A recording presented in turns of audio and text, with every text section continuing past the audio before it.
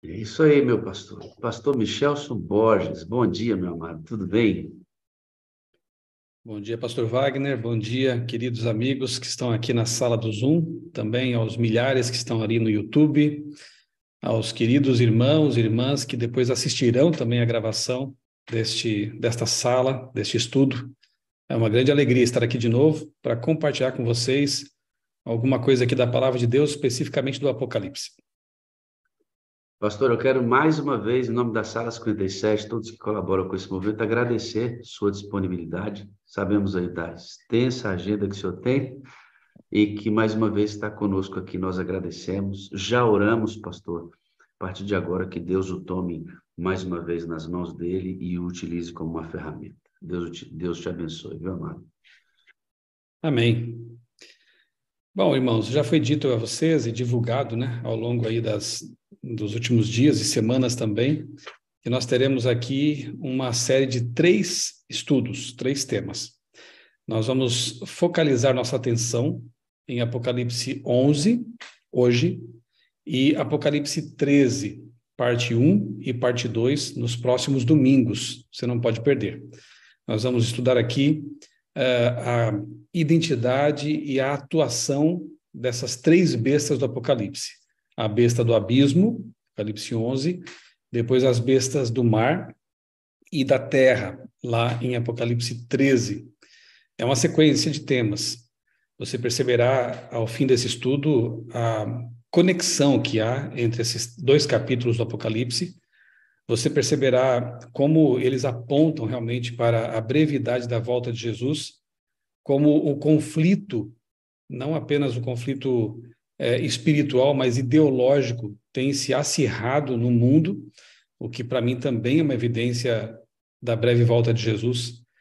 E perceberão como Deus é maravilhoso em antecipar muita coisa para nós nas profecias bíblicas, para que não fiquemos espantados quando virmos o cumprimento dessas profecias. Nós não precisamos caminhar no escuro, nós temos iluminação suficiente para sabermos por onde estamos andando e temos o poder do Espírito Santo para nos posicionarmos ao lado da verdade, proclamarmos com amor, mas também com firmeza e convicção a verdade que a Bíblia traz para o mundo. Eu quero, assim, usar as palavras do anjo que revelou a Daniel muitas de suas visões, quando disse assim para ele: Daniel, sabe e entende. Quando o anjo usa essas palavras, ele quer dizer o seguinte, parafraseando, né?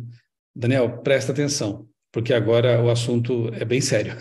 Então eu quero pedir aos irmãos que façam a mesma coisa, né? Saibam e entendam. Fiquem atentos, me acompanhem, por favor. Eu trarei aqui uma série de informações bíblicas, históricas, e vai ser importante que vocês vão aí construindo esse quebra-cabeças na mente de vocês. A última pecinha desse quebra-cabeça vai ser adicionada daqui 2 domingos ainda, né? No terceiro desta série. Então é importante que vocês acompanhem atentamente o que nós vamos começar a ver hoje, ok? Eu compartilhei com o pastor Wagner um pequeno gráfico e farei a mesma coisa nos próximos domingos. Quem sabe aí ele pode depois também compartilhar com vocês esse gráfico. Estará aqui na apresentação que eu vou usar também. Obviamente, você pode depois, quem sabe, pausar o vídeo e dar um print aí na tela, né? Fique à vontade. Esse gráfico, logo mais nós veremos, ele resume praticamente a essência do que vamos ver nesta manhã, ok? Eu vou compartilhar aqui com vocês, então, a minha tela. Uma apresentação em Prezi que eu preparei especificamente para esse nosso estudo aqui. Acredito que ela vai ajudar aí também para que você mantenha a sua atenção aqui no nosso assunto. Eu começo citando aqui um filósofo alemão chamado Schopenhauer, que disse assim: quem espera que o diabo ande pelo mundo com chifres será sempre sua presa. Essa frase é bem interessante porque ela, embora Schopenhauer não fosse exatamente um religioso, ela mostra para nós que o inimigo vai usar seus muitos enganos, né, para para levar as pessoas ao caminho errado, né? Então, não espere que ele apareça aí com chifres, como um monstro, embora a ilustração aqui, né, da tela inicial seja essa besta, mas a besta você sabe que é um símbolo, né? Não é algo literal. Satanás ele aparece como um anjo de luz, como uma ideia bonitinha, como uma ideologia simpática, nunca mostra a sua cara horrenda de anjo caído, porque assim as pessoas fugiriam dele. Therion, essa palavra grega quer dizer besta, animal, monstro, enfim. Por isso eu a uso aqui para essa série de 3 temas. Therion, as bestas do Apocalipse e a batalha final. Vamos lá então para uma pequena recapitulação geral aqui. Vocês já sabem disso, né? Vocês estudam a Bíblia, conhecem o Apocalipse. Eu vou apenas recordar algumas coisas bem básicas e rapidamente aqui para vocês, com vocês. A palavra Apocalipse vem de 2 termos gregos, né? Apo e calipto, que podem ser traduzidas como fora de e ocultar. Então, é fora, longe de ocultação, ou seja, Apocalipse é a revelação.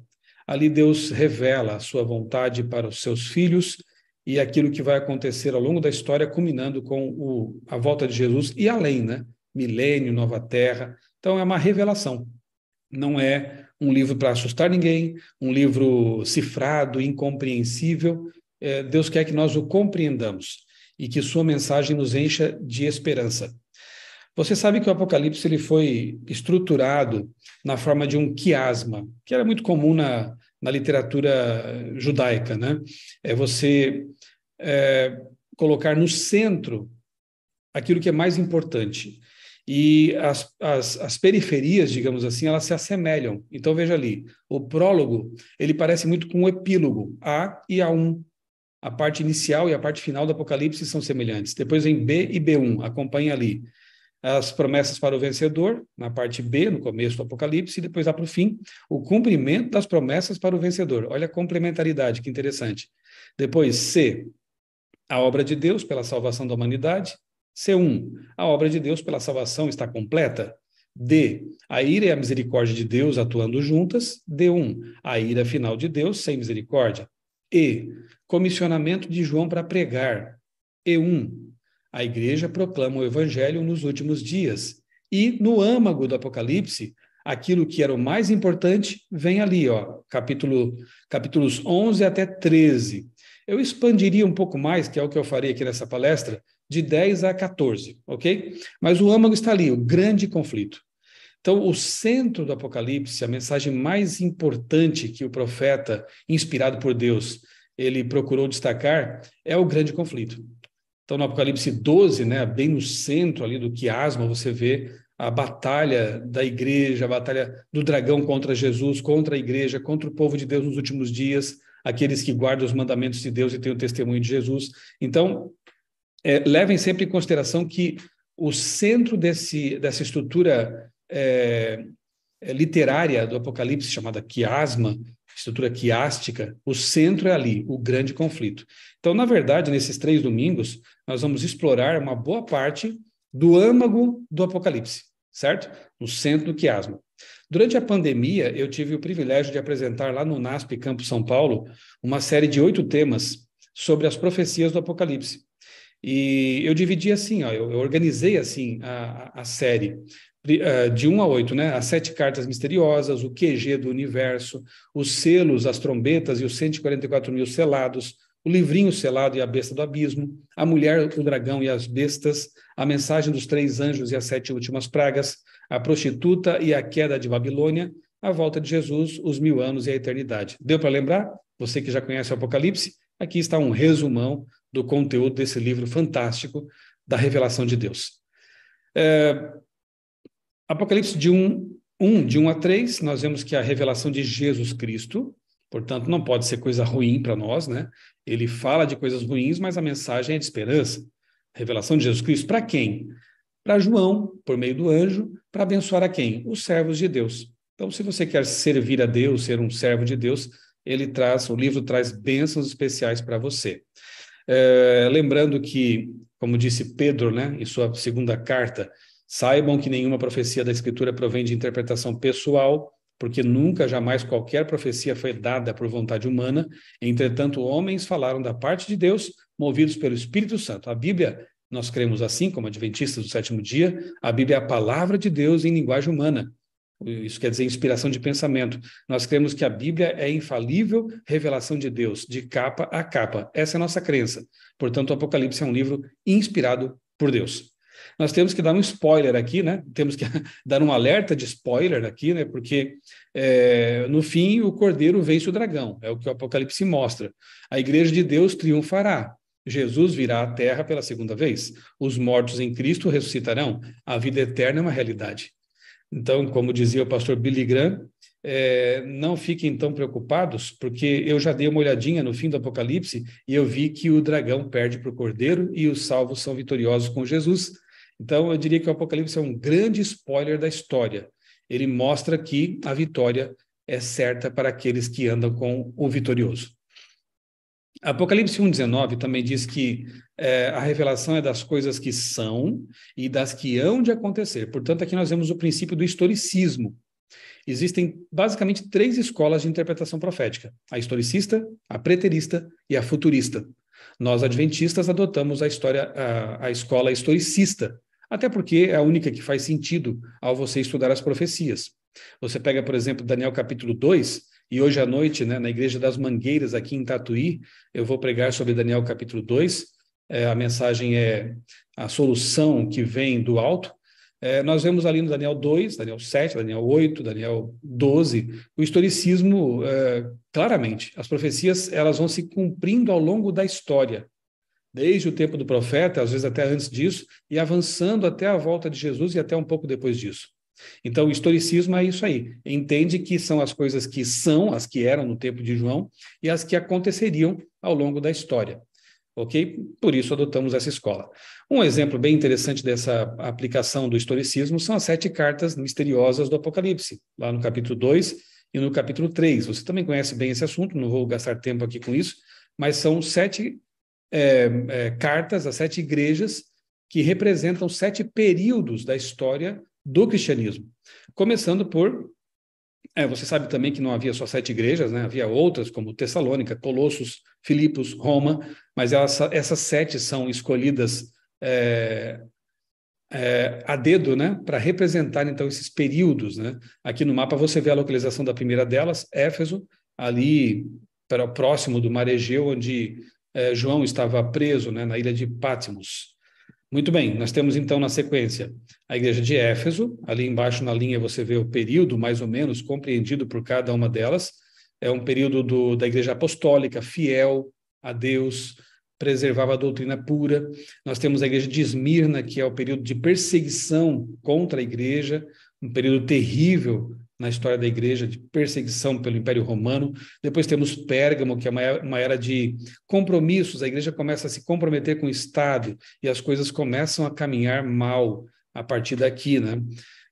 Temos ali o decreto dominical e outras coisas que acontecem nesse período, que descamba, que culmina ali com Tiatira, que é uma época bem complicada para a igreja, quando dogmas são misturados com crenças bíblicas, quando a igreja romana ela é protagonista aí no cenário, há perseguições também contra o povo de Deus. Depois vem Sardes, que é o período da reforma protestante, aqueles que se mantiveram fiéis, e sempre há um fiel remanescente ao longo da história. Aqueles que se mantiveram fiéis, eles então aderem ao movimento de reforma, sola escritura, a Bíblia como base para as nossas crenças. E vem então Filadélfia, no mesmo espírito da reforma, um movimento ali milerita, movimento adventista, pregando a volta de Jesus, pregando depois sobre o santuário, trazendo à luz outras verdades que a reforma ainda não tinha descoberto, redescoberto, né? Como sábado, a questão da mortalidade da alma e outras doutrinas mais. E chegamos então à Laodiceia, de 1844 para cá, que é o período do tempo do fim, o povo do juízo, né? Infelizmente, a condição desse período não é das melhores. É uma igreja que tem todo o conhecimento, mas está numa situação espiritualmente morna, de indiferença. Precisamos de reavivamento. E que bom que iniciativas como esta da Sala 57 e outras têm procurado viver esse reavivamento. Nós não precisamos ser laodiceanos. embora vivamos no período de Laodiceia. Que sejamos quentes, né? Espiritualmente vivos. É isso que se espera de nós. Então está aí um resumão, né, daquilo que o Apocalipse apresenta logo no seu início e a aplicação aí clara do historicismo. Ok? Isso tudo vocês já sabiam, estou só recordando. Aqui também não vou ter tempo de entrar em Apocalipse 10, seria até necessário. E você deve se lembrar que no Apocalipse 10 é descrito ali um povo que é representado por João. Ele recebe um livrinho aberto, claramente é Daniel, porque é o único livro que estava selado, fechado na Bíblia. É um livrinho, 12 capítulos apenas. João, então, recebe a ordem de comer o livro, ou seja, entender, assimilar sua mensagem. De início é doce na boca e depois se torna amargo no ventre. É uma experiência pela qual esse povo, representado por João, passou, o grande desapontamento, né, de 1844. Nós temos aqui algumas imagens que nos recordam disso, né? Milhões de pessoas foram alcançadas com essa mensagem millerita lá nos Estados Unidos. O grande desapontamento foi uma experiência amarga, porém, podemos compará-lo com o desapontamento da cruz, no ano 31. Milhares de pessoas seguiam a Jesus, mas quando ele foi preso, condenado, várias dessas milhares que ganhavam pão, cura, estavam ali escarnecendo de Jesus na cruz. Seus discípulos fugiram amedrontados, exceto João, e parecia que a igreja cristã iria terminar onde começou, né? Ser extinta.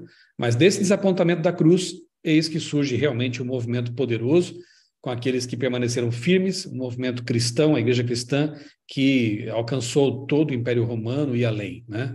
Podemos comparar com o desapontamento de 1844. Daqueles milhões que não só, nem todos abraçaram assim a mensagem adventista millerita, mas muitos estavam na expectativa, vai que Jesus volta mesmo, eu quero estar pronto com esse pessoal aí. A maioria dessas pessoas, quando aconteceu o desapontamento, Jesus não voltou, como havia sido mal compreendido, né, o texto bíblico. A maioria absoluta debandou, se tornou descrente, voltou para suas igrejas de origem, e com um punhadinho de pessoas que permaneceu firme ali, buscando a revelação de Deus, ele então suscita um movimento poderoso, um movimento adventista, que depois vai ser organizado como Igreja Adventista do Sétimo Dia, para proclamar essa mensagem. O verso 11 de Apocalipse 10 já previa isso. Então me foi dito, é preciso que você profetize de novo acerca de muitos povos, nações, línguas e reis. Essa é a missão desse povo.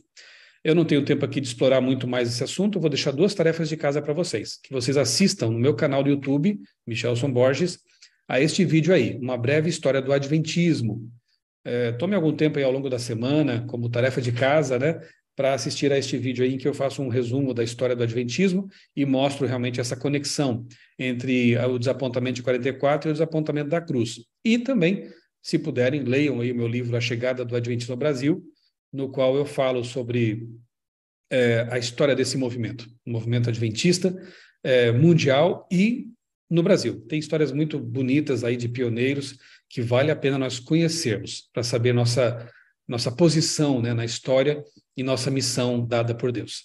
Ok, até aqui apenas uma introdução geral, uma recapitulação, porque você perceberá daqui para frente, agora nós vamos focalizar Apocalipse 11, que o diabo tem usado essas bestas, a besta do abismo, a besta do mar e a besta da terra, como marionetes para atrapalhar a obra do povo de Deus, de Apocalipse 10. É um grande conflito, irmãos, aqui, né, no âmago do Apocalipse. Lembra? Nós temos no Apocalipse 10 o povo de Deus que tem que proclamar a verdade na terra, especialmente as 3 mensagens angélicas. E aí no Apocalipse 11, depois no 13, nós vamos ver os poderes que o inimigo está usando para atrapalhar a pregação do evangelho. Poderes que o inimigo está usando, né, como marionetes, eu disse, para enganar as pessoas. Nós precisamos estar atentos para não sermos nós os enganados, né? Não seria fácil, Jesus disse que não seria fácil viver nos últimos dias, mas ele nos advertiu para que nós pudéssemos ser vencedores sobre esses poderes. Eu quero convidar você a abrir sua Bíblia agora em Apocalipse 11, nós vamos ler aqui apenas os versos 3 a 13, e depois então nós vamos mergulhar aqui no estudo sobre este capítulo e sobre a besta do abismo, deixando para domingo que vem e para o próximo as bestas do mar e da terra. Abriram aí a Bíblia? Apocalipse 11, começando com o verso 3. Darei autoridade às minhas duas testemunhas. Percebam, irmãos, amigos, os personagens que aparecem aqui neste capítulo, tá? Porque a história, ela transcorre em torno deles. Então, aqui já aparecem duas testemunhas. Darei autoridade às minhas duas testemunhas para que profetizem durante 1260 dias, vestidas de pano de saco. São estas as duas oliveiras e os dois candelabros que estão em pé diante do Senhor da terra. Se alguém pretende causar-lhes dano, da boca dessas testemunhas sai fogo e devora os inimigos. Sim, se alguém pretende causar-lhes dano, certamente deve morrer. Elas têm autoridade para fechar o céu e para que não chova durante os dias em que profetizarem. Aqui nós vemos uma referência, né, indireta a Elias, profeta, que orou e o céu se fechou, né? Então nós temos aqui uma mensagem profética. Tem autoridade também sobre as águas. Olha Moisés aqui, né, o Êxodo, veja, sobre as águas, para transformá-las em sangue. Então nós temos os escritos bíblicos, né? Nós temos aqui uma alusão à própria palavra de Deus. Os escritos de Moisés, os iniciais ali, e os profetas. A lei e os profetas. Para transformá-las em sangue, bem como para ferir a terra com todo tipo de flagelos, tantas vezes quantas quiserem. Verso 7. Quando tiverem, então, concluído o testemunho que devem dar, a besta que surge do abismo, olha aí, fará guerra contra elas. A besta vencerá e matará as testemunhas. Os seus cadáveres, das testemunhas, ficarão estirados na praça da grande cidade que espiritualmente ou simbolicamente se chama Sodoma e Egito, onde também o seu Senhor foi crucificado. Então, muitos dentre os povos, tribos, línguas e nações contemplarão os cadáveres das duas testemunhas por 3 dias e meio e não permitirão que esses cadáveres sejam sepultados. Os que habitam sobre a terra se alegrarão por causa da morte dessas duas oliveiras, dessas duas testemunhas, realizarão festas e enviarão presentes uns aos outros, porque esses 2 profetas atormentaram os que moram sobre a terra. Mas depois de 3 dias e meio, entrou neles, nos profetas, né, nas testemunhas, um espírito de vida vindo da parte de Deus, e eles se ergueram sobre os pés, e aqueles que os viram ficaram com muito medo. E as duas testemunhas ouviram uma voz forte vinda do céu, dizendo-lhes: subam para cá. E subiram ao céu numa nuvem, e os seus inimigos as contemplaram. Naquela hora, houve grande terremoto e ruiu a 10ª parte da cidade. Bem, fiquemos por aqui. Depois eu posso destacar mais alguns versos aqui na sequência de Apocalipse 11. A besta do abismo e a grande contrafação. Então, recordando aqui alguns elementos que o texto nos traz, né? Primeiro, essas testemunhas, identificadas ali com a lei e os profetas, portanto com a Bíblia, elas pregam com pano de saco, que representa humilhação, luto, por 1260 dias, que em profecias, você já sabe, representam anos. Curiosamente, esse período aparece também em outras partes do Apocalipse, sob a forma de 42 meses, aparece também em Daniel, como um tempo, 2 tempos, metade de um tempo, ou até como também 1260 dias, anos. É o mesmo período. Apocalipse 12, né, 6 e 14, Daniel 7, 25, também trazem esse período aí de tempo de pregação difícil. Por quê? Porque entre 538 e 1798, que é o tempo compreendido na profecia, de 1260 anos, ocorre o quê? No começo da profecia, 538, o edito, ou édito de Justiniano, permitindo que a igreja romana oficializada perseguisse, prendesse, matasse quem ela quisesse. Então acontece aí a derrota dos ostrogodos, a última tribo resistente ao papado, o último dos 3 chifres que deram lugar ao chifre pequeno também, nós vemos aí nessa profecia, né, que o último chifre são os ostrogodos. Calculando então de 578, 1260 anos para frente, chegamos então a 1798, alguma coisa muito importante teve que ter acontecido aí. E aconteceu. Em 1798, o Papa Pio VI é aprisionado por Berthier, um general de Napoleão Bonaparte. Nós vamos ver depois esse assunto, mais uma vez, lá em Apocalipse 13, no próximo domingo. Isso aqui é chamado em Apocalipse 13 de ferida mortal, que parecia que ia acabar com o papado, mas ela vai sendo curada com o tempo, né? A culminação dessa cura ocorrerá realmente no fim da história ali, por volta ali do período em que o decreto dominical será assinado, mas eu não quero me antecipar aqui, vou deixar isso para o próximo domingo. Então aí está, o cumprimento da profecia ocorre entre 538 e 1798. Apenas para confirmar, no livro Grande Conflito, de Ellen White, nós lemos assim: relativamente às duas testemunhas, declara mais o profeta: estas são as duas oliveiras, os dois castiçais que estão diante de Deus, do Deus de toda a terra. Tua palavra, diz o salmista, é lâmpada para os meus pés e luz para o meu caminho. As duas testemunhas representam as escrituras do Antigo e Novo Testamentos. Ok? Então nós temos aqui a profetisa de Deus confirmando o que nós já podemos perceber aqui no texto, que as duas testemunhas são a Bíblia, o Antigo e o Novo Testamento. Então, a Bíblia, em algum momento histórico, foi terrivelmente perseguida e morta por um tempo numa cidade misteriosamente conhecida, identificada simbolicamente com Sodoma e Egito. Vamos chegar a essa parte. Mais um trecho aqui durante o conflito, em que ela diz que as testemunhas profetizaram vestidas de pano de saco, né, em humilhação e luto, no tempo da perseguição terrível que aconteceu justamente durante a Revolução Francesa, certo? Aqui está o texto, vocês podem depois ler com mais calma. Um outro texto que nós leremos depois identifica claramente a Revolução Francesa com essa besta do abismo, ok? Bem, como a primeira besta lá de Apocalipse 13, nós veremos isso melhor, com mais aprofundamento semana que vem, se tornou indisponível porque recebeu uma ferida mortal em 1798, Satanás passa a usar outro poder, certo? Como seu instrumento aí de destruição. E Apocalipse 11, 7 e 8, repito, o identifica, né, como simbolicamente sendo Sodoma e Egito aí, né? Uma besta que surge do abismo, que persegue a palavra de Deus e aqueles que pregam a palavra de Deus. Êxodo 5:2, eu acho que você se lembra desse texto, quando Moisés vai pedir ao faraó que liberte o povo, que deixe o povo adorar a Deus, faraó, ele ousadamente, blasfemamente, né, se eu posso dizer assim, ele diz: quem é esse Deus para que eu deixe vocês adorá-lo, né? É a primeira manifestação aberta de ateísmo contra o Deus verdadeiro apresentada na Bíblia. Então é muito claro que quando essa cidade misteriosa aqui de Apocalipse 11 é identificada como Egito, Egito que não mais existia como império, nada disso, né? Ele é um símbolo aqui, o profeta João está identificando essa cidade misteriosa, que eu já vou revelar para vocês, na verdade já dei até um spoiler aqui, né? Quando falei de Revolução Francesa. Essa cidade, ela manifesta ousadamente esse espírito ateísta de negação ao Deus verdadeiro.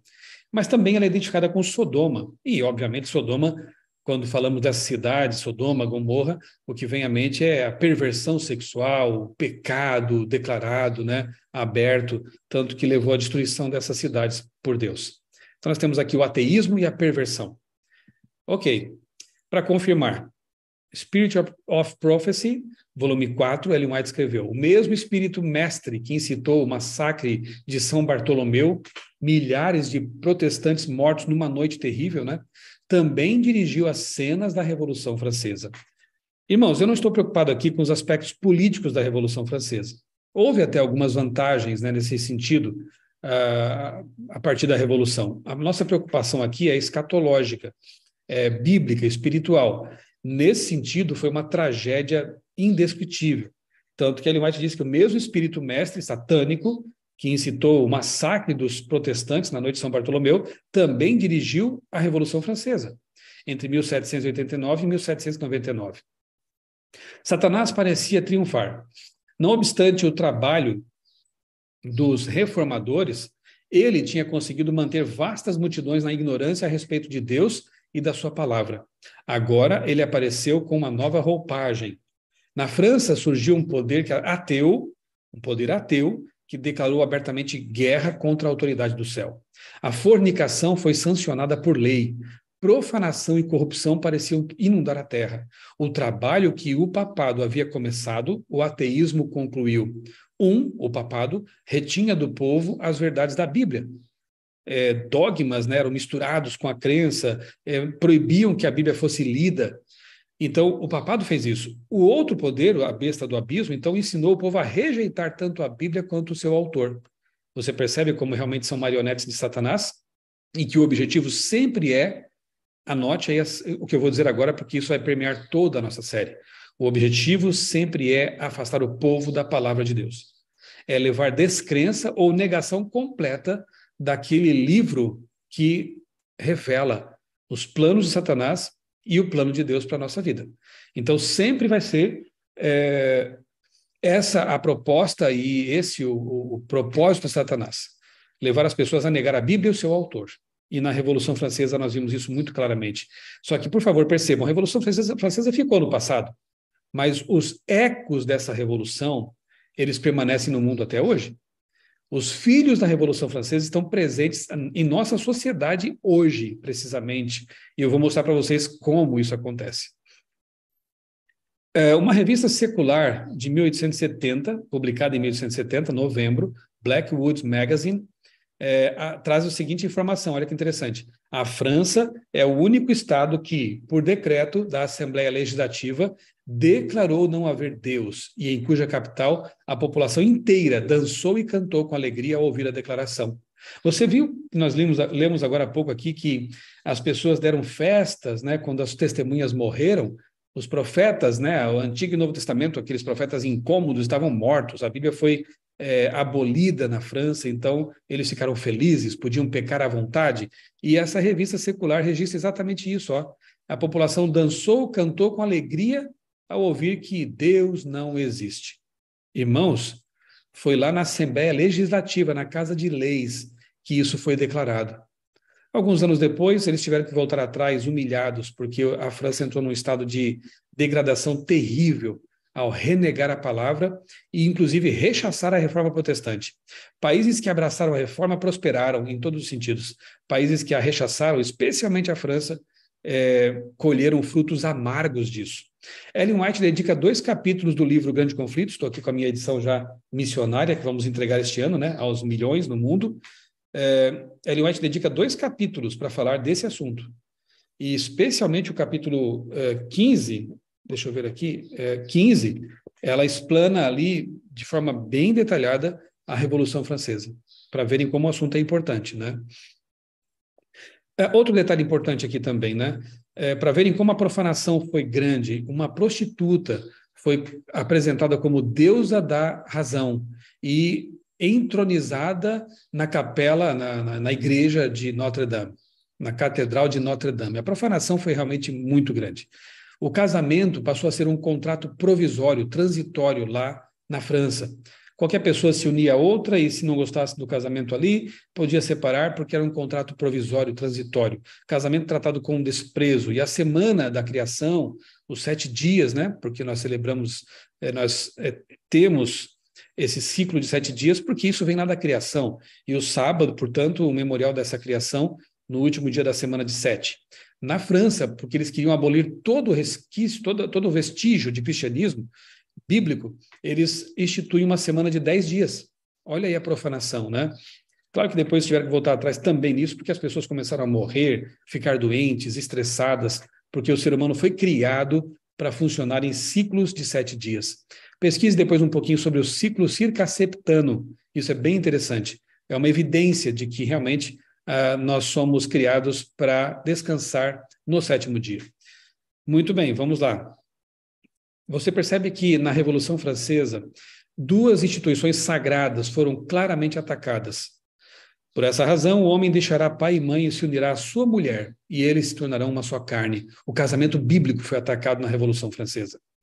E o sábado bíblico também, né? Gênesis 2, 2 e 3. No 7º dia, Deus já havia concluído a obra que realizara, e nesse dia descansou. Abençoou Deus o 7º dia, e o santificou, porque nele descansou de toda a obra que realizara na criação. O sábado e o casamento bíblico entre um homem e uma mulher foram atacados na Revolução Francesa.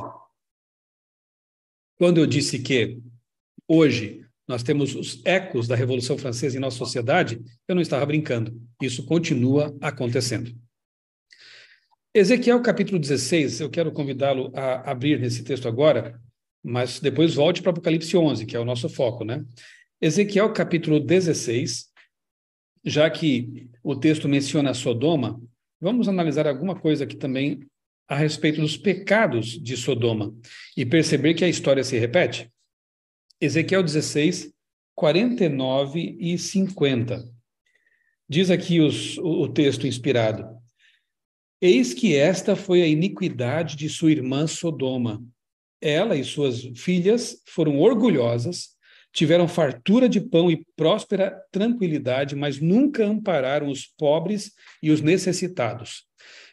Muita gente, quando vai ler esse texto, para por aqui, mas tem o verso 50 ainda, ok? Na França, ali nesse período terrível da história que estamos focalizando, as pessoas se tornaram orgulhosas, como Sodoma também foi. Desprezavam os pobres, tanto é que os pobres, né, se levantam depois, matam o rei, matam clérigos, porque não suportavam mais os impostos, a opressão, a forma terrível como eram tratados. Enquanto a realeza vivia em castelos folhados a ouro, como o de Versalhes, por exemplo, e outros lugares assim, o povo vivia na miséria, morrendo de fome. Então, isso aconteceu lá. A iniquidade de Sodoma foi orgulho, arrogância, fartura de pão por parte de alguns, mas pobres morrendo por outro lado. Mas o verso 50 também mostra outro tipo de pecado que aconteceu por lá. Além de serem arrogantes, fizeram abominações diante de mim. Abominações. A palavra hebraica aqui é toevá, ou toebá. Essa mesma palavra, ela é encontrada lá em Levítico capítulo 18. E quando você lê Levítico 18, você encontra uma série de perversões sexuais condenadas por Deus. E, sim, Sodoma, ela é símbolo de orgulho, arrogância, desprezo dos pobres, injustiça social, poderíamos dizer assim, e também abominações sexuais. E já vimos que isso aconteceu por lá. Lá em Judas, verso 7, nós encontramos a palavra ekporneu. Em Judas 7, ele faz menção direta a Sodoma também. Ekporneu, no grego, também tem essa conotação de pecado sexual. Então, nós temos que ler os dois versos para entender o que aconteceu lá em Sodoma, os versos 49 e 50 de Ezequiel. E nós vemos que lá na Revolução Francesa, naquele período terrível, esses pecados também aconteceram de forma assim muito aberta e terrível, né? Confirmando isso também, Ellen White, no Grande Conflito, aqui eu estou citando a edição missionária já, na página 116, ela escreveu o seguinte, ó: pouco antes de 1798, que começa ali o tempo do fim, né, algum poder de caráter satânico surgiria para guerrear contra a Bíblia. Ela se refere aqui à besta do abismo. E na terra, onde as duas testemunhas da palavra de Deus seriam silenciadas por um tempo, né, o ateísmo de Faraó e a luxúria sexual de Sodoma ficariam evidentes. Que duas características básicas tem essa besta, então, do abismo? O ateísmo de Faraó e a luxúria sexual de Sodoma. O historiador, que Ellen White cita nesse capítulo, apresenta em conjunto o ateísmo e a sexualidade libertina do país. Então, historiadores seculares, este aqui, por exemplo, que Ellen White, inspirada por Deus, usa nesse capítulo, também perceberam que, durante a Revolução Francesa, o ateísmo e a libertinagem sexual foram características desse período aí, que a Bíblia traz como sendo a besta do abismo. Um dos livros, entre muitos livros bons que há sobre a Revolução Francesa, eu destaco este aqui, de Christopher Dawson, Os Deuses da Revolução. Por que eu acho esse livro bem interessante? Porque o autor, embora não seja adventista, né, não sei nem se é cristão também, ele apresenta esse lado religioso da Revolução Francesa, que é o que eu estou destacando aqui para vocês com o Apocalipse, né? Interessante isso. Então, percebam, não são apenas autores adventistas que perceberam, que destacam esse aspecto espiritual da Revolução. O Dawson aqui, ele menciona o fato de o embaixador dos Estados Unidos, que estava lá em Paris, em 1792, em plena Revolução, ele percebeu esse detalhe, que ela era uma espécie de nova religião. Ele cita aqui o embaixador americano, que diz assim, que viveu para ver uma nova religião surgir. Ela consiste em uma negação de toda a religião. E seus adeptos têm a superstição de não serem supersticiosos. Eu gostei dessa frase. tinham a superstição de não serem supersticiosos. Eles têm para com isso tanto zelo quanto qualquer outra seita e estão igualmente prontos para devastar o mundo, a fim de angariar prosélitos. Uma religião profana surge ali, então. Na página 114, Christopher Dawson escreveu: como o cristianismo, o novo culto revolucionário, era uma religião de salvação humana, a salvação do mundo pelo poder do homem tornado livre pela razão. Achavam eles, né, que a razão tinha libertado o ser humano. A cruz foi substituída pela árvore da liberdade, a graça de Deus pela razão do homem e a redenção pela revolução. Palavrinha mágica aí, né? Revolução, que não trouxe nada de bom para a humanidade, né? No caso aqui especificamente, trouxe devastação e consequências muito sérias. Irmãos, aqui eu peço a atenção de vocês, né? Estão comigo ainda? Eu peço a atenção de vocês, eu preparei um gráfico aqui, eu dei uma boa trabalhada em alguns conceitos, tentando resumir tudo o que eu poderia numa tela apenas. Então, de baixo para cima, ok? Tem a seta ali, ó. O grande conflito entre Deus e Satanás. Satanás começa a primeira revolução no céu, né, indo contra a palavra de Deus, negando a palavra de Deus, e essa grande revolução satânica atravessa os séculos, as eras, e culmina com a batalha final, que é o tema do nosso estudo aqui de 3 domingos, né? Culmina com a batalha final. Ao longo dessa batalha, desse conflito, Satanás vai usando o que ele pode, né? Poderes, ideologias, pessoas, instituições. Do lado esquerdo do gráfico, você vê a atuação de Deus ao longo da história. Do lado direito, você vê a atuação de Satanás ao longo da história. Então, vejamos. A Revolução Francesa acontece ali entre 1789 e 1799. A Reforma Protestante, se eu fosse colocar uma data marco, eu colocaria 1517, que foi quando Lutero afixou lá as 95 teses na porta de Wittenberg.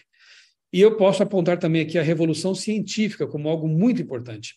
Coloquei 2 anos marco ali, que são 1623, quando Galileu publica Il Saggiatore, um livro muito importante para a história da ciência, e 1687, quando Isaac Newton publica lá o Principia Mathematica. Então, nós temos a Revolução Científica, que destaca a ciência verdadeira, a que vem de Deus, né? A ciência matemática, que nos revela muitas coisas importantes a respeito da natureza criada por Deus. Por outro lado, nós vemos como resultado da Revolução Francesa o humanismo, o ser humano como centro, o racionalismo humano em oposição à verdadeira ciência, o naturalismo filosófico também nasce por ali, a ideia de que as coisas aparecem por acaso, não precisam de Deus, né? Isso é o naturalismo filosófico, o naturalismo que entende que tudo vem do natural, não do sobrenatural. E a ciência humana, então, podemos dizer que nasce com os esforços filosóficos dos filósofos da Revolução Francesa. Ciência humana que é mera filosofia, não é a ciência de Deus. Então você vê aí um esforço satânico para anular 2 reformas importantíssimas, a Reforma Protestante, do Sola Escritura, e a Revolução Científica, da verdadeira ciência, da ciência criacionista, eu poderia dizer assim. Como filhotes da Revolução Francesa, nós temos, então, o darwinismo, o marxismo e o espiritualismo. Os 3 surgindo no mesmo período em que o adventismo, que seria, assim, a sucessão da reforma, né? A continuação da reforma, coloquemos aí 1844 como marco, né? Com destaque para o sábado, para o criacionismo, para a mortalidade do ser humano. Então, o adventismo como filhote da reforma e da revolução científica. E nós temos, então, o darwinismo, o marxismo e o espiritualismo como filhotes da Revolução Francesa humanista, racionalista, naturalista e da falsa ciência.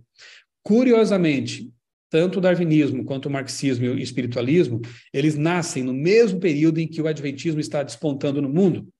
1844, Darwin começa a esboçar seu livro Origem das Espécies. 1848, Marx e Engels publicam o Manifesto Comunista. 1844, Marx conhece Engels. 1848, aquelas batidas misteriosas na casa da família Fox, ali em Hydelsville, próximo da fazenda de Hiram Edson, onde nasce a teologia adventista, né? Isso não é por acaso, irmão. Você percebe a contrafação evidente? E então nós temos os netos aí, né, a continuação da história com o cristianismo, não todo, porque boa parte do cristianismo, se não a maioria, também já está corrompida pelos netos da Revolução Francesa. E o adventismo de hoje. Quem são os netos da Revolução Francesa? Hoje. Eu posso apresentar aqui, eu vou detalhar daqui a pouquinho um pouco mais isso para vocês, o gramscismo, o progressismo cristão, as teologias identitárias, a teologia da libertação e o evoteísmo, a mistura aí de evolução com Bíblia, gerando uma teoria, uma ideia totalmente absurda que nega as bases da teologia bíblica. Então, esses últimos itens aqui são próprios dos séculos 20 e 21, eu diria que são os netos da Revolução Francesa. E o diabo, como sempre fez, está tentando trazer essa herança maldita para dentro da igreja, inclusive da igreja adventista.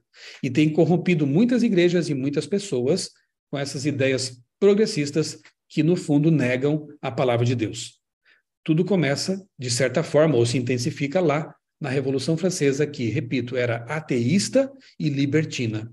Ok? Esse gráfico vai nos acompanhar, depois eu vou mostrar de novo para vocês. Repito, vocês podem printar a tela, ou então pedir ao pastor Wagner que compartilhe com todos aí. Eu enviei para ele isso aqui como imagem mesmo, tá bom? Para vocês recordarem depois. Aqui estão os três, né, grandes expoentes, Charles Darwin, né, o darwinismo, Allan Kardec, o espiritismo, e Karl Marx, com o marxismo. Podemos, então, chamar o que esses três aí fizeram de espetáculo paralelo, como esforços, né, empreendidos pelo inimigo de Deus, no sentido de ofuscar o despertamento adventista do século XIX. Despertamento esse que traz a herança da reforma, a herança da revolução científica. Esse espetáculo paralelo traz o contrário, uma herança maldita da Revolução Francesa, do ateísmo, da descrença na palavra de Deus e abertura de portas para a libertinagem sexual também. Satanás é especialista em levantar cortinas de fumaça e foi exatamente o que ele fez com esses movimentos aqui e outros mais, que eu chamo de filhotes da Revolução Francesa. Um autor adventista que percebe muito bem isso é o Mervyn Maxwell, Dr. Mervyn Maxwell, no livro da CPB, Uma Nova Era, segundo as profecias do Apocalipse. Ali no finalzinho, ele citando um historiador, ele diz que o movimento comunista jamais haveria tomado a forma que tomou, não fosse a ocorrência prévia da Revolução Francesa. Eu diria que nem o darwinismo, e também até o espiritualismo, né, teriam espaço tão aberto assim para crescerem, não fosse a ocorrência da Revolução Francesa, que lançou por terra as bases do cristianismo e abriu caminho para revisionismos, para críticas e descrenças em relação à palavra de Deus. Então, um autor adventista, que importante, percebendo que o comunismo, ele tem ele recebe essa herança, né? Ele bebe da fonte da Revolução Francesa. Tem uma citação muito boa aqui do livro Uma Nova Era segundo as profecias do Apocalipse. Mervyn Maxwell também diz o seguinte, olha só, na página 22. Karl Marx foi, sem dúvida, um falso Cristo vestido de outras roupagens. Daqui para frente eu vou destacar aqui, vou tentar ser o mais rápido que eu puder, o marxismo. Eu poderia também falar muito sobre o darwinismo, e tenho falado muito sobre o darwinismo ao longo de mais de 20 anos, 30 anos, na verdade, desde que eu me tornei criacionista e abandonei o evolucionismo. Eu tenho usado as redes sociais mais recentemente, o meu blog Criacionismo, ao longo de mais de 15 anos, para apontar as incoerências do modelo darwinista. Mas eu percebo, irmãos, que hoje, embora o darwinismo ainda esteja fazendo estragos no mundo, a filosofia que mais tem trazido problemas para o cristianismo tem sido realmente oriunda do marxismo, né, com essas pautas que eu apresentei ali brevemente, progressistas, de um cristianismo revisionista que nega a palavra de Deus, como faziam os revolucionários da Revolução Francesa. Então eu vou focalizar aqui um pouco mais a questão do marxismo. Eu poderia falar sobre o espiritualismo, e vou falar nos próximos domingos. Eu poderia falar sobre o darwinismo, e tenho falado sobre isso há muito tempo, mas nesse momento eu vou destacar aqui a herança do marxismo, ok? Alguns livros que eu li sobre esse assunto, vários livros que eu pesquisei, entre eles se destaca aí o livro A Natureza Mística do Marxismo, muito bom, do jornalista e psicopedagogo Léo Vilaverde, porque ele mostra justamente essa questão da natureza mística, espiritual do marxismo. Geralmente os livros que falam desse assunto não se preocupam com isso.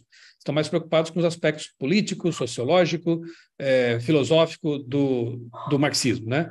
Eu me preocupo aqui, repito, com a questão espiritual, teológica e escatológica desse assunto, ok? Nesse livro, Léo Vilaverde mostra que Marx, tem essa citação aqui, por exemplo, na página 50, ele era um indivíduo religioso.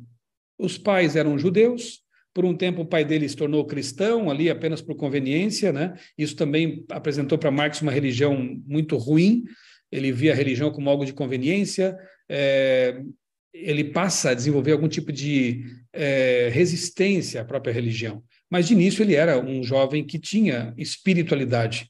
Ele fala até da volta de Jesus em alguns textos. É interessante isso, né? Mas depois ele acaba se revoltando com essa sociedade que era hipócrita. Então, o marxismo ele até surge como revolta com uma sociedade injusta, com um cristianismo inerte, cristianismo romano, né? Líderes religiosos ricos e exploradores. Predestinação calvinista justificava a miséria e a exploração, ele vai contra isso também. O marxismo, então, surge como uma reação a esse estado de coisas. Não dá para tirar a razão, nesse caso aqui, né, dessa reação. Uma das grandes influências sobre Marx e também sobre Engels foi um tal de Moses Hess. Depois, se você pesquisar sobre esse homem aí, que morreu em 1875, você perceberá que ele era um indivíduo messiânico, né? Ele mesclou o messianismo judaico com ideias sociais dele e anunciou a vinda do reino de Deus na Terra, mas de uma forma mais política, semelhantemente à teologia da libertação, da qual eu já fui membro, adepto, né? Nada é novo, irmãos, as coisas vão se reinventando, né? Então, sobre Engels, o Hess disse: Engels se separou de mim como um comunista super zeloso. É assim que eu produzo devastação. Eu não tenho dúvidas que esse cara foi usado pelo diabo, né? Moses Hess.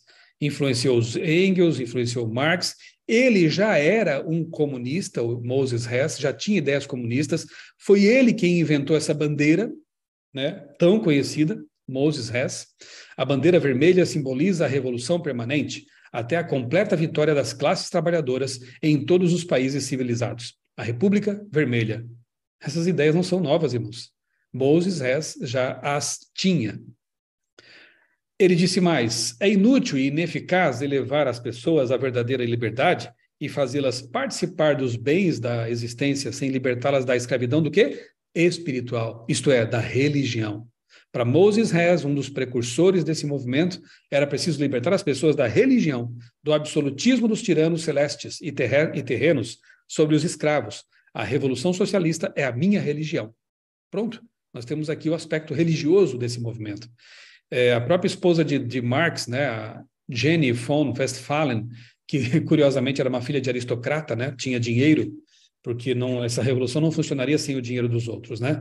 Em 1844, ano em que Marx conheceu Engels, ela escreveu o seguinte: a sua última carta pastoral, sumo sacerdote e bispo das almas, novamente transmitiu paz e tranquilidade às suas pobres ovelhas. Que paz é essa, né? Sendo que os filhos de Marx, né, se suicidam, a esposa e ele vivem na miséria quando ele gasta todo o dinheiro da família. Uma história terrível, né? Mas ela o via, como seus seguidores também, como uma espécie de Messias, como alguém que libertaria as pessoas. Entre 16 e 17 anos, Marx era cristão, como eu disse a vocês, só que aos 18 ele se torna um ateu arrogante e agressivo. Uma mudança estranha aconteceu ali, né? Outro livro muito bom, de Cleo Skousen, um ex-agente do FBI, O Comunista Exposto. Ele estudou esse assunto para poder mostrar aos americanos ingênuos o que estava invadindo a América naquele tempo, né? Um dos que indicam esse livro, recomendam esse livro, é o próprio Ben Carson, o Dr. Ben Carson, né? Adventista aí, muito conhecido. Ele disse assim que O Comunista Exposto, esse livro, apresenta toda a agenda da esquerda. É incrível como ela foi cumprida tão rapidamente. Uma agenda que vem sendo cumprida aí ao longo das décadas, né? Uma citação desse livro aí na página 54 diz assim: Marx acreditava que a matéria fosse autodinâmica. Então você vê que o evolucionismo está mesclado aqui também com o marxismo, né? Matéria autodinâmica. Não haveria necessidade de criador, planejador ou uma força governante no universo.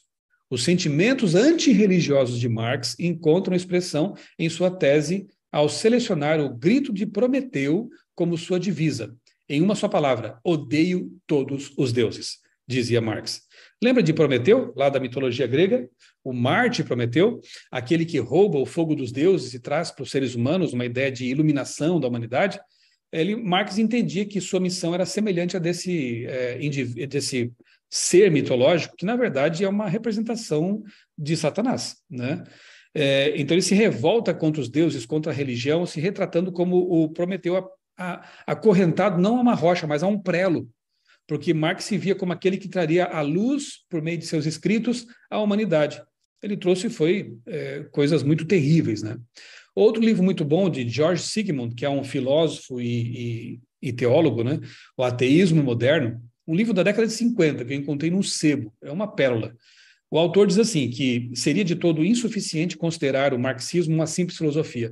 Quero que vocês percebam que autores não adventistas também percebem esse viés religioso, espiritual, no marxismo, que é muitas vezes apresentado como uma teoria meramente política, né? Não é também religiosa. O que lhe proporcionou a sua assombrosa pujança, manifestada na vitória do bolchevismo, foram suas energias de uma crença messiânica. Olha aí.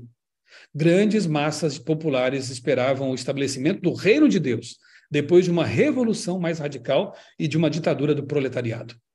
É um substituto ao cristianismo, porque apresenta um messianismo falso e apresenta um reino de Deus na terra, humano, político. E nós vemos o que tudo isso deu, né? A humanidade está desiludida, frustrada, e muitos nem sabem mais que o reino de Deus vem do céu. É uma pedra sem mãos humanas tê-la cortado, que vai atingir os reinos da terra, a estátua. Vou pregar sobre isso hoje à noite aqui no Tatuí, na Igreja das Mangueiras. Então, um messianismo falso, um reino de Deus político falso também. Outro autor bem interessante sobre esse assunto aí é Antônio Paim, porque ele fez o seu doutorado na Rússia, na época da ex-União Soviética. Conhece muito bem o que está falando. O livro é Marxismo e Descendência. Ele diz, na página 576, Marx e o marxismo tornaram-se objeto de culto, como se deu na Revolução Francesa. Olha aí, outro autor que vincula as duas coisas. Talvez que o empenho em abolir a religião deva inevitavelmente desembocar na necessidade de encontrar um substituto. Ali, pelo menos, não se procurou dourar a pílula, porquanto foi chamada religião civil. Na Rússia soviética, os comunistas limitaram-se a exigir claras demonstrações públicas de devoção à Vulgata. Então, lá foi explícito, né, de que as pessoas tinham que abandonar a fé e adorar as ideias da revolução marxista. Vamos aqui ver alguns contrastes entre o cristianismo e o marxismo, como fica claro que realmente são inconciliáveis, embora alguns queiram conciliá-los, né? O marxismo é, por definição, ateu. Começa por aí. Segundo, o desejo proposto do marxismo, veja lá o Manifesto Comunista, por exemplo, é de desestruturar a família para reconstruir a sociedade. A família reproduz a lógica da fábrica, mulher versus homem, e coloca aí uns contra outros, né? 3, a proposta de Marx é de substituir a religião por um Estado-Deus, que faria o papel dela. Então, nós vemos aqui, mais uma vez, o George Sigmund dizendo o seguinte, que a base da filosofia de Marx é o reconhecimento da autoconsciência humana como divindade suprema. Percebe aí a ligação com a Revolução Francesa humanista? A condição essencial para a criação de um novo mundo no qual o homem seja o dono de si mesmo. Percebe aí? O humanismo, o homem como centro, e a destruição do antigo mundo cristão. Marx e Engels tiveram como dogma inamovível a teoria de que o ateísmo haveria de formar a base da autoliberação do homem. Por isso, darwinismo, espiritualismo e marxismo são o quê? Filhotes da Revolução Francesa. A moral é relativa e circunstancial nesse contexto, né? Então, o marxismo é naturalista e materialista em sua ontologia, ou seja, a natureza do ser, da existência, da realidade. Um dos efeitos colaterais dessa compreensão naturalista materialista é a ausência de justificação lógica para a moralidade. Não existe moral, né? Se nós humanos somos apenas um amontoado de moléculas, se o nosso cérebro é apenas um monte de átomos ali organizados, a moral ela é circunstancial e relativa. Não vem de um ser superior que a estabelece. A moral, então, passa a ser circunstancial e relativa. Como o professor vai qualificar a conduta de um aluno ou a própria conduta? Qual a diferença entre Hitler e Madre Teresa de Calcutá? Quem pode dizer que um foi bom e outro foi horrível? Qual o referencial não circunstancial que ele tem? Veja, o cristianismo interpreta a história como direcional e intencional, como uma linha que começa em um ponto intencional e que ruma para um fim intencional, a volta de Jesus. O marxismo vê a história como um produto randômico, uma sucessão de acontecimentos passíveis de releitura ideológica, como no caso da pedagogia do oprimido, por exemplo, de Paulo Freire, ou então de reescrita, como no caso da teologia da libertação de Leonardo Boff, ou então que pode ser direcionada, como quis Antônio Gramsci, que eu vou citar daqui a pouquinho para vocês. De novo aqui o comunista exposto, falando sobre os 10 mandamentos e a moral judaico-cristã. Isso nos toca especialmente adventistas, porque nós amamos a lei de Deus. Veja só que interessante isso aqui, ó. Página 113. Os escritores comunistas sustentam que o Código de Ética Judaico-Cristão é moralidade de classe. Com isso, querem dizer que os 10 mandamentos e a ética do cristianismo foram criados para proteger a propriedade privada e a classe proprietária. Que absurdo, gente. Eles acreditam que honrarás pai e mãe tenha sido criado pelos judeus antigos para enfatizar a seus filhos que estes constituíam propriedade particular de seus pais. Eu nunca vi tanta coisa absurda dita sobre a lei de Deus. Mas não matarás foi atribuído à crença da classe dominante de que seus corpos eram propriedade privada e, portanto, deveriam ser protegidos juntamente com outros direitos de propriedade. Consideraram que não cometerás adultério e não cobiçarás a mulher do teu próximo foram criados para acrescentar a ideia de que o marido era o senhor da casa e sua esposa propriedade privada que pertencia estritamente a ele. Que diabólico isso! Mandamentos que servem para proteger a humanidade, proteger o casamento, proteger a propriedade, proteger a família. Os seres humanos são colocados aqui pelos marxistas como elementos para conseguir a posse, para conseguir o domínio. Que coisa mais absurda isso. Mas é como eu disse, né? Eles releem o mundo sob a ótica dessa revolução diabólica. O pragmatismo, como aliado do marxismo, vê em todo o discurso um propósito oculto, o verdadeiro intento, a busca pelo poder. Daí não se admite verdade. Isso é uma forte contradição com o cristianismo. O marxismo, por essência, né, a revolução oriunda da Revolução Francesa, besta do abismo, é por essência relativista. Então aí você não pode ter o conceito de verdade que nós pregamos como cristãos. Jesus é a verdade que liberta. Eu deixo mais uma tarefa de casa para vocês, porque tem muita gente querendo dizer que Jesus foi um revolucionário. Nada mais falso. E neste vídeo aqui em meu canal no YouTube eu apresento então essa questão. Será que Jesus foi um revolucionário? De jeito nenhum, gente. Jesus foi o salvador da humanidade, Deus encarnado, o verbo eterno entre os seres humanos. Alguém pode perguntar a essa altura, mas será que falar desse assunto não é já desperdício de tempo? Porque o marxismo, o comunismo já não ficou para trás quando o Muro de Berlim, em 89, é derrubado, quando em 91 acontece ali o fim da ex-União Soviética, a queda da cortina de ferro. Será que não acabou ali? Irmãos, como ideia, não. E eu aqui apresento então a vocês Antônio Gramsci, filósofo, marxista, jornalista, crítico literário, político italiano. Ele é preso na Itália e ali na prisão escreve vários textos, né, são chamados cadernos do cárcere. Qual era a ideia de Gramsci? Ele percebeu que pelas armas e pela força não dava certo. A queda, né, da ex-União Soviética foi uma evidência disso. Então, ele passa a ensinar o seguinte, olha, vamos minar a cultura judaico-cristã de outro jeito, cooptando os intelectuais, trazendo para o nosso lado, e tomando os órgãos de cultura, jornais, editoras, e assim nós vamos disseminar, de forma não armada, as ideias revolucionárias. E então a gente pode chamar isso de gramscismo. Alguns chamam, né, e outros questionam essa expressão de marxismo cultural. Eu prefiro nem usar essa expressão, né, pela polêmica desnecessária que ela levanta. Mas a ideia é essa, a disseminação das ideias revolucionárias por meio da imprensa, das editoras, das escolas, algo que Pascal Bernardin, um estudioso francês, apresenta aqui no livro Maquiavel Pedagogo, ou o Ministério da Reforma Psicológica.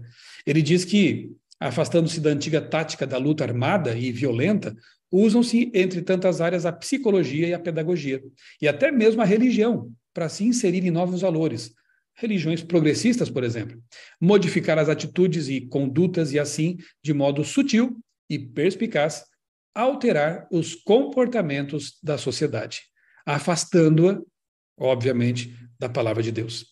E, irmãos, amigos, eles focalizam nas novas gerações. Olha aí na sua tela, O Capital para Crianças, Marx apresentado como herói nesse livro. Meu Pequeno Evangelho, ensinamentos de amor em forma divertida, ensinamentos espíritas propagados aí pela Turma da Mônica, para crianças. Comunismo para Crianças, um livro para todas as pessoas que desejam um mundo melhor. De novo, a utopia de um reino terrestre, um reino de paz terrestre, né? Henriqueta, a tartaruga de Darwin, apresentando o darwinismo para crianças. Foco nas novas gerações. Por isso que nós precisamos, como Igreja Adventista do Sétimo Dia, valorizar, apoiar essa que é uma das diretrizes da divisão sul-americana, aqui em nosso território.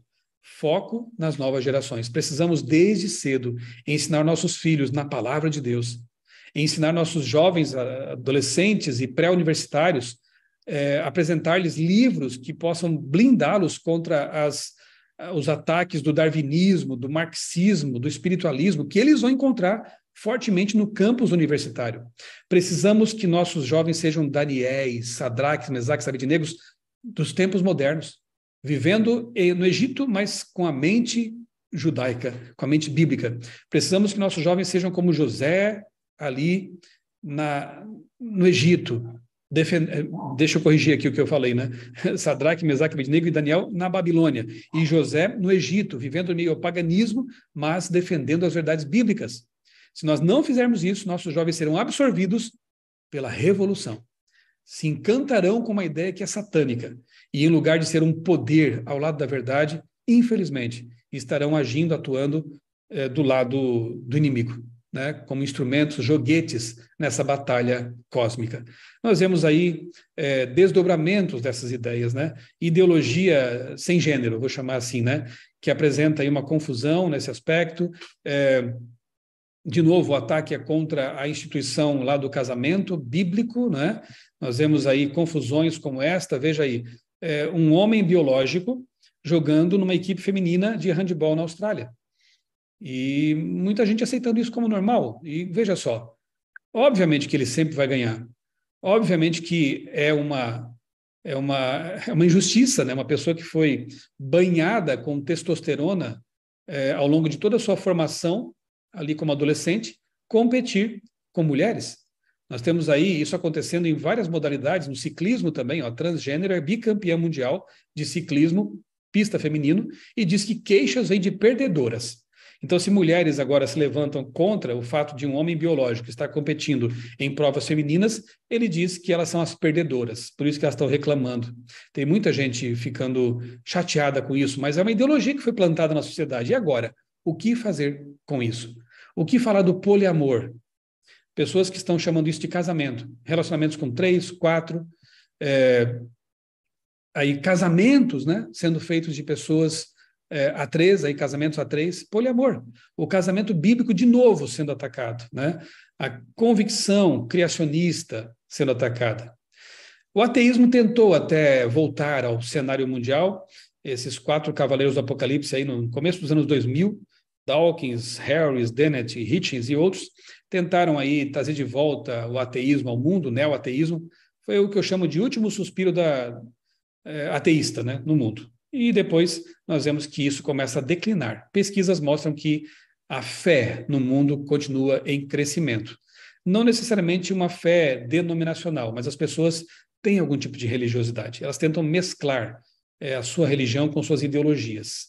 A confusão está instalada, mas o mundo é religioso. E esse cenário é necessário para que a besta do mar, nós vamos estudar isso semana que vem, ela possa cumprir sua missão diabólica no mundo. 84% da população mundial afirmam seguir alguma religião, algum tipo de espiritualidade. Isso é fato. Então, por mais que Dawkins e seus amiguinhos tenham tentado acabar com a religião, isso não deu certo. Eles tentaram, mas não funcionou. A profecia mostra um cenário religioso nos últimos dias. Um cenário de sincretismo, de confusão, mas religioso. E ideias têm consequências, irmãos, quando filosofias são adotadas, né? E nós vemos aí, por exemplo, a concepção de que se o ser humano é apenas um amontoado de células, qual o problema abortar? Qual o problema encarar uma vida intrauterina como quase não vida? E aí nós vemos, né, na Argentina, quando essa lei foi aprovada, do aborto indiscriminado, milhares de mulheres comemorando isso nas ruas. No Brasil, enquanto isso não é lei, então grupos de brasileiras apoiando pessoas que queriam, mulheres que queriam abortar, ir à Argentina para fazer isso, né? O Biden, que em 2021, quando foi eleito, esse que é um presidente de linha mais à esquerda, né? Quando foi eleito, jurou sob uma Bíblia católica ser fiel aos seus princípios, mas no dia seguinte ele derrubou uma lei que impedia o financiamento norte-americano de abortos pelo mundo. No dia seguinte, atentando contra a vida já, né? A Bíblia diz o seguinte, ó, que os teus olhos viram meu corpo ainda informe, e no teu livro todas essas coisas foram escritas. Se Davi está dizendo que Deus o viu ainda informe, quando não tinha bracinhos nem perninhas, ele estava sem forma de ser humano, mas já era uma vida. Como podem cristãos apoiar esse tipo de coisa, né, o aborto? Então, isso só é possível porque foi gerado um estado de coisas, um estado filosófico, religioso no mundo, que encara a vida de uma perspectiva humanista, darwinista, marxista. É isso que nós temos que entender, os netos da Revolução. Em 2015, os Estados Unidos, a maior nação protestante do mundo, deu outro golpe contra o casamento bíblico ao aprovar o casamento de pessoas, entre pessoas do mesmo sexo. Nós não temos nada contra, né, as decisões que as pessoas tomam, o que fazem da vida delas. Mas note a ironia de uma nação protestante que deveria preservar a Bíblia Sagrada, votando leis que vão contra a Bíblia Sagrada. Será que no futuro próximo, uma lei que contraria frontalmente o sábado também não será facilmente assinada pela mesma nação norte-americana?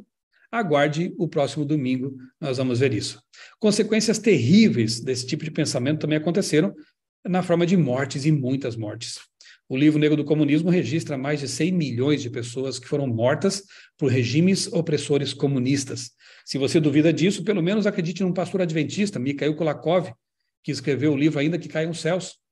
Como ele foi preso, deportado, foi enviado para a Sibéria. Ele, seu pai, que também era pastor, simplesmente por pregar o evangelho na ex-União Soviética. Aqui está a lista, né, dos países que mais mataram pessoas em seus campos de concentração, em seus gulags, movidos por essa ideologia nefasta. Nós temos também alguns filmes que falam disso, né, como esse aqui, a Milada. São histórias, né, seculares que mostram realmente como o comunismo ele causou grandes e grandes estragos na Tchecoslováquia. Tenho aqui algumas entrevistas que eu fiz com a psicóloga Svitlana Samoilenko, ela é adventista. Se você não acredita em mim ou nos livros que eu citei, pelo menos acredite em quem viveu nisso, nesses regimes. A Svitlana era uma criança quando o regime comunista ruiu na ex-União Soviética e também na Ucrânia, e ela fala do que seus pais e avós viveram, né? Foi terrível. Prisões religiosas, por causa de motivos religiosos, né? Primeiro Mataram Meu Pai, um filme que foi dirigido por Angelina Jolie. Ela conta como foi terrível para os cambodjanos, lá no Camboja, né? A ascensão lá do comunismo. Também tem o livro, o filme A Sombra de Stalin, né? Sempre há algumas restrições, né? Não assista isso com crianças, obviamente, mas são documentos, histórias que contam, por exemplo, nesse filme aqui do Holodomor, da matança por fome de pessoas lá na Ucrânia, quando a ex-União Soviética e seu regime comunista levaram à morte milhões de pessoas por fome. Então a coisa não é brincadeira, né? Realmente. Finalizando aqui, irmãos, nós temos então esse texto de Ellen White, manuscrito 94, 1903, em que ela diz: falsas teorias estarão misturadas com cada fase da experiência e serão advogadas com fervor satânico, a fim de cativar a mente de toda pessoa que não estiver arraigada e fundamentada no pleno conhecimento dos sagrados princípios da palavra de Deus.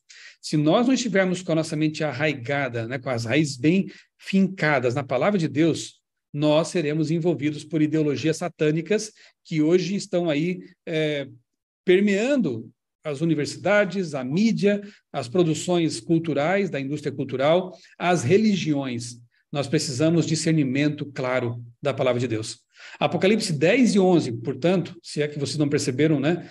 Creio que já perceberam. Apocalipse 10 e 11 evidencia uma batalha ideológica entre um povo que percebeu que precisava levar avante a reforma protestante e o princípio básico do sola escritura, e movimentos políticos, sociais e ideológicos que contrariam isso aí, que vão contra a palavra de Deus. Na linha do tempo nós temos 1789, Revolução Francesa, 1798, o fim dos 2.600 anos, né, 2.260 anos proféticos, 1844, o nascimento do grande movimento adventista. E aí, para frente, dali para frente, a pregação das 3 mensagens angélicas em paralelo com a pregação da contrafação satânica por meio das bestas do Apocalipse. Irmãos, aqui só para já dar um pequeno spoiler do que vem. Hoje nós vimos, então, a besta do abismo, que é identificada com o Egito, o ateísmo, e seus desdobramentos, e Sodoma, pecado, libertinagem, e seus desdobramentos ao longo da história. Veremos depois a besta do mar, domingo que vem, o vinho adulterado, que representa doutrinas falsas, dogmas, perversão da palavra.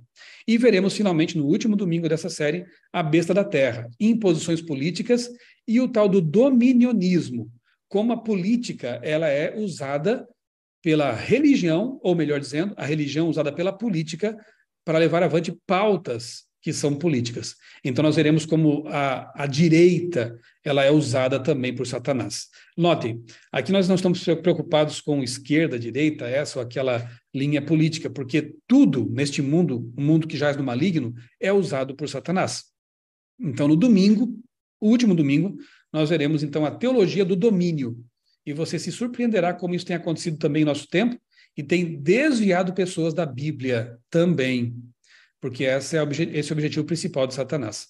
Aqui, só para vocês lembrarem do gráfico, nós temos a revolução, nós temos então a besta do abismo, os desdobramentos ao longo da história, os filhos, os netos da revolução, e do outro lado nós temos então Deus atuando poderosamente com a reforma protestante, com a revolução científica, nós temos ali o adventismo como o continuador da reforma, e hoje estamos vivendo nesse mundo de caos em meio aos netos da revolução. O que faremos? Como agiremos? Como nos manter livres dessas ideologias que ganharam o planeta? Aqui está o grande antídoto, a palavra de Deus. Nós precisamos conhecer a palavra de Deus. Eu louvo a Deus porque o finalzinho do capítulo 11 de Apocalipse, ele fala, dá um spoiler da história, né? Como eu disse no começo, ele fala o que vai acontecer com os fiéis. E é dito assim: o reino do mundo se tornou de nosso Senhor e do seu Cristo, e ele reinará para todo sempre.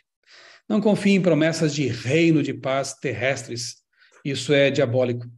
Nós não vamos conquistar o reino de Deus pela política. Nós não vamos conquistar o reino de Deus por ideologias.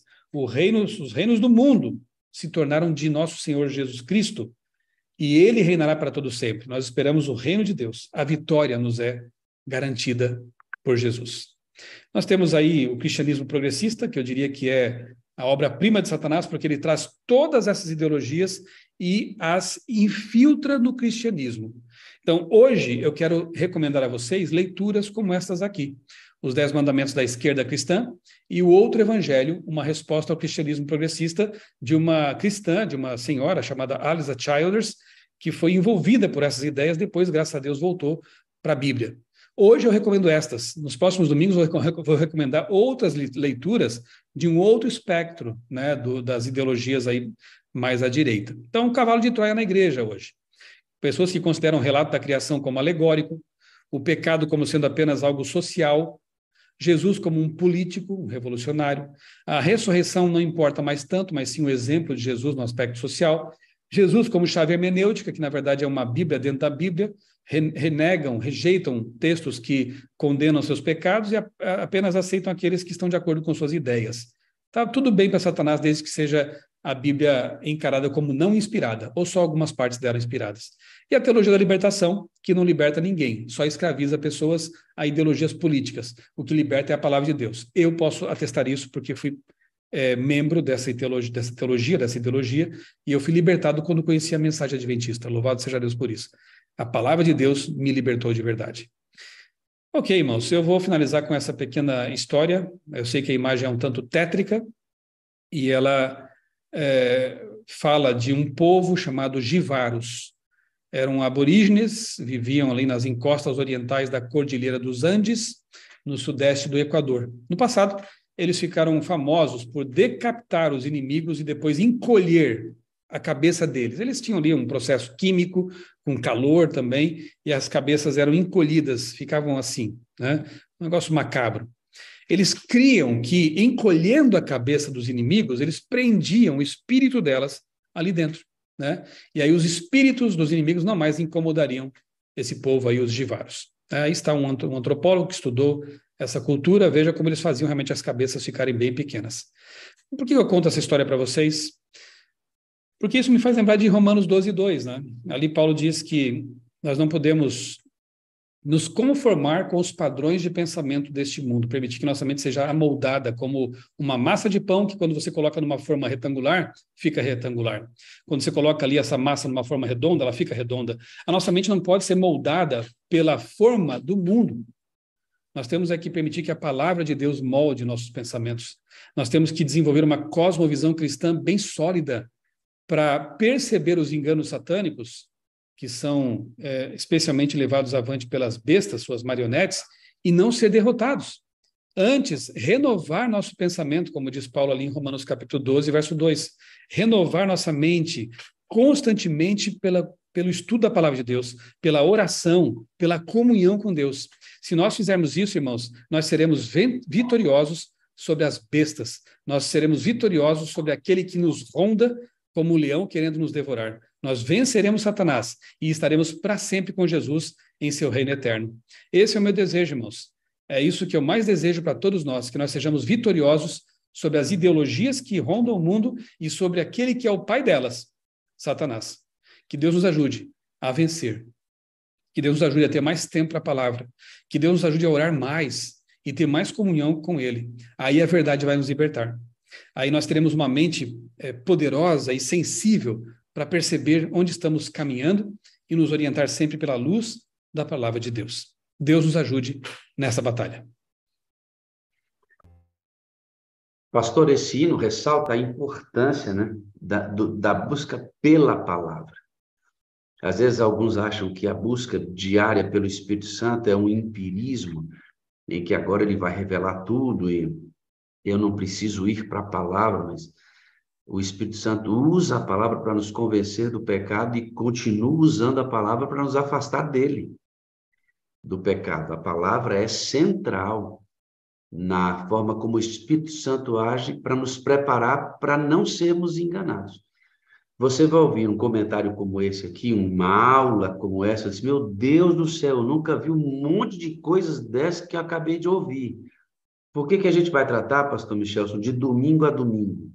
Porque eles terão a oportunidade agora de ver e rever esse tema, parando, lendo cada citação, refletindo, ampliando o seu grupo de pesquisa, para estarem preparados para a nossa segunda mensagem de domingo, já agora encaixando uma peça na outra e construindo o tema geral que o senhor está trazendo para a gente. E muito obrigado por isso, viu, amado? Ok, pastor, podemos terminar com uma oração? Por favor. Eu disse de início, né, irmãos, seria uma dose cavalar, né? Nós teríamos aí muitas informações e aquilo que o anjo disse para Gabriel, para Daniel, né, se aplica a nós, né? Sabe e entende. Então, fica aqui a sugestão, eu reforço o que o pastor Wagner disse, né? Durante a semana, se você puder tomar algum tempo para assistir a gravação, né? Pausando, lendo com calma as citações, com oração, eu tenho certeza que isso vai ampliar grandemente aí o seu conceito a respeito do grande conflito, e você perceberá como é urgente que nós, como igreja, preguemos as 3 mensagens angélicas, porque elas são uma bomba contra todas essas ideologias diabólicas, né? Não é à toa que Ellen White diz que a prioridade número 1 da igreja, nós temos várias frentes de ação, louvado seja Deus por isso, mas a prioridade número 1 é pregar as 3 mensagens angélicas, porque elas são um verdadeiro antídoto contra todos esses enganos. Nós, como povo adventista, temos que ter muita clareza de pensamento, muito discernimento, muita compreensão do tempo que estamos vivendo e ser atuantes nesse cenário. Não ficar ali como cauda, mas temos que ser cabeça. Então, que Deus nos ajude a ser evangelistas bem esclarecidos Então, semana que vem, domingo que vem, nós vamos tratar da besta do mar. Aí é um pouco mais nossa praia, para usar aqui, né? Já que é mar, praia, né? Nós conhecemos melhor isso. A besta do abismo, eu até tomei mais tempo hoje do que deveria, eu creio, mas por ser um assunto um pouco mais desconhecido, né? Quase não se vê muito estudo sobre Apocalipse 11, eu precisava detalhar um pouco mais esse assunto, né? Agora, Apocalipse 13 é bem mais conhecido de nós, né? Mas também eu vou aprofundar, sim, essa questão com vocês. A besta do mar e depois a besta da terra, certo? Vamos E orar? isso que o senhor disse agora, pastor, só um minuto. Isso que o senhor Sim, disse pastor. sobre a besta de Apocalipse 11, minha esposa fez essa observação aqui. Ela cuidando comigo aqui de alguns detalhes, nós estamos mudando hoje. Amor, mas esse assunto de Apocalipse 11 é tremendo na forma como ele está trazendo, porque, pois vai ampliar nossa visão. Obrigado, pastorzão. Vamos orar? Vamos orar.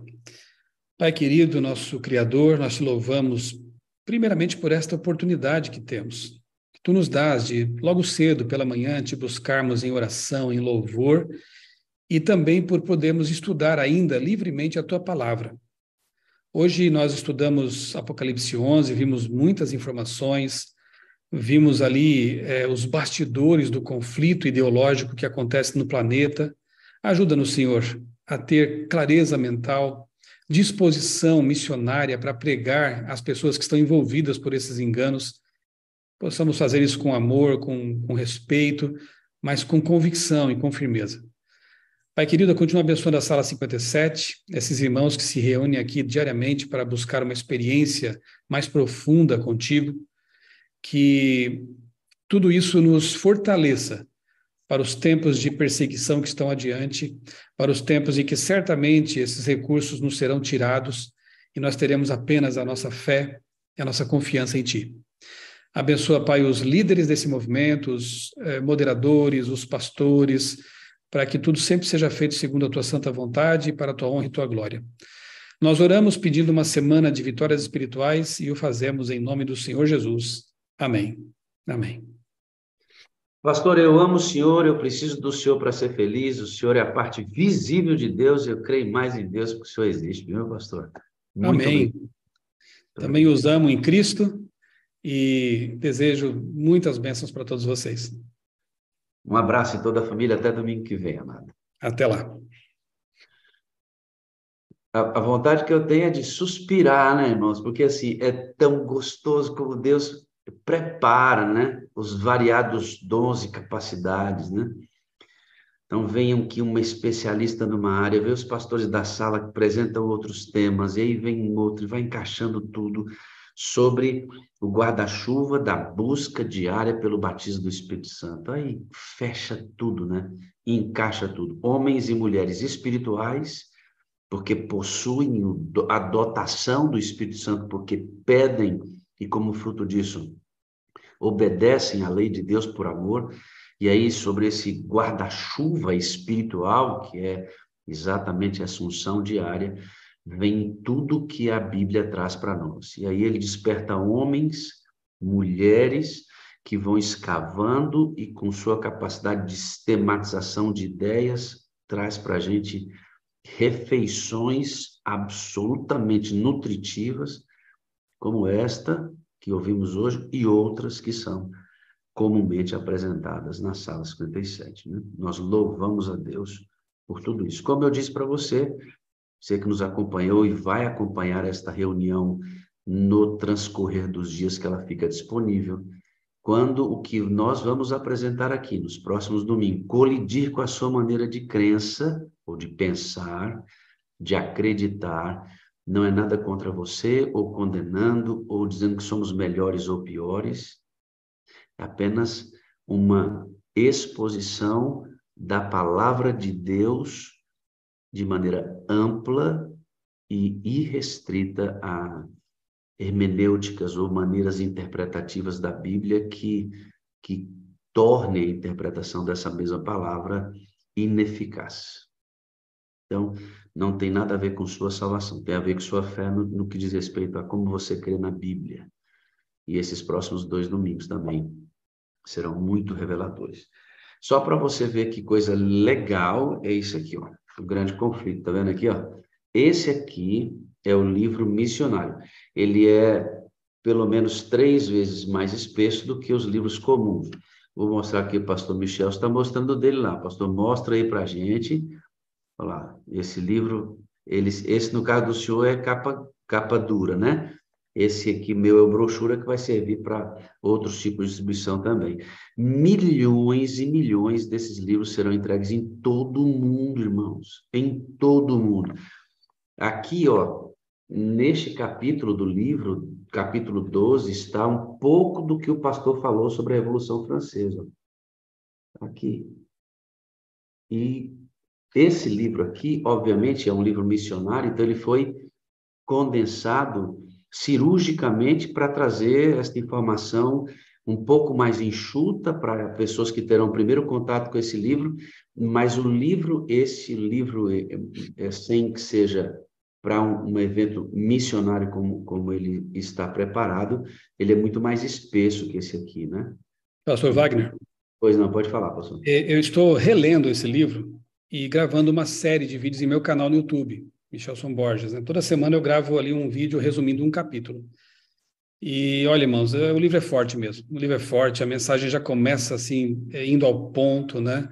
Nós temos que orar muito por esse projeto, irmãos, porque é um livro que toca em pontos bem delicados, polêmicos, e numa sociedade hipersensível como a nossa, pessoas podem não gostar muito disso, né? Então vamos orar para que a gente consiga distribuir pelo menos um em cada casa, para cada família, né? E é um projeto mundial, viu? Nasceu lá na Conferência Geral e vai ser distribuído em várias línguas, para que nós possamos fazer isso rapidamente e depois esperar pelos resultados, né? Que sejam muitas pessoas ganhas para o reino de Deus. Pastor, esse vai entrar em conflito mesmo, literalmente, né? Literalmente. Literalmente vai gerar conflito. O meu, esse aqui, pastor, ó, que se o senhor perceber, ele já está dedicado, ó. Está dedicado. Este aqui é para a Laiane, que é a gerente do supermercado onde eu moro aqui. Tem um supermercado na esquina da minha casa, eu já dediquei. E esse aqui, pastor, é um montezinho de livro que vai hoje para o supermercado, que eu comprei aqui nesse mercado durante 5 anos, né? Fiz amizade com todos eles.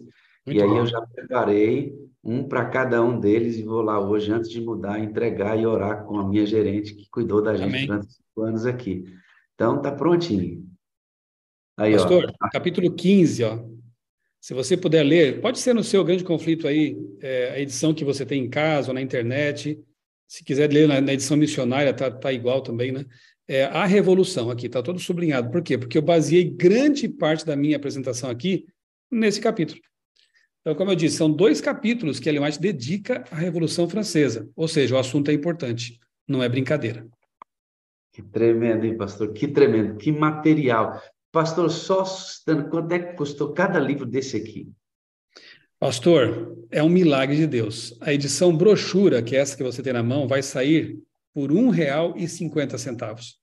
O livro tem quase 300 páginas. A entrelinha, a letra ficou pequena, tudo assim, para que pudesse caber o máximo de mensagem possível, né? Todos os capítulos estão ali presentes. R$ 1,50 não paga nem a tinta da impressão do livro. Mas Deus tem operado milagres em sua igreja. Há uma parceria entre a divisão sul-americana, as uniões, os campos, a CPB também está entrando basicamente com a mão de obra ali, né? Para que o custo ficasse assim irrisório. Então, louvemos a Deus porque Ele tem nos dado recursos, meios para alcançar esse mundo com a mensagem de salvação.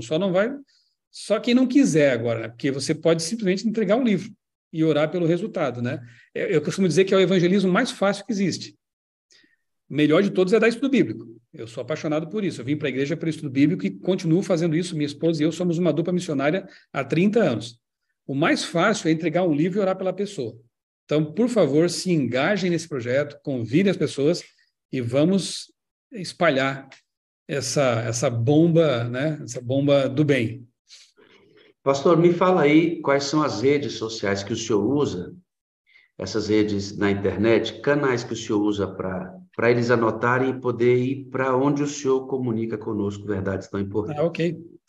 Bom, o que eu mais uso hoje porque as pessoas gostam muito de vídeos, né? Não tanto mais de textos, é o canal no YouTube. Você coloca no buscador Michelson Borges e você encontra lá o meu canal.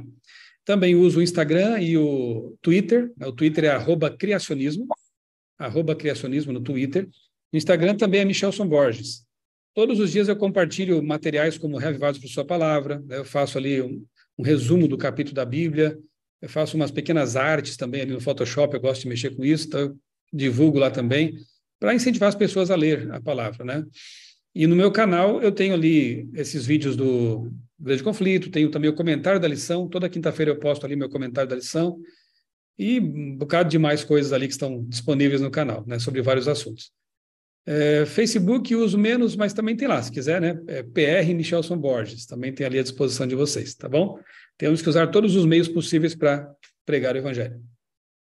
Pastor, sabe no que eu acredito, pastor? O senhor tem essa linha de ensino que tem como primazia também a espiritualidade através da busca pelo Espírito Santo, que hoje é uma necessidade que temos.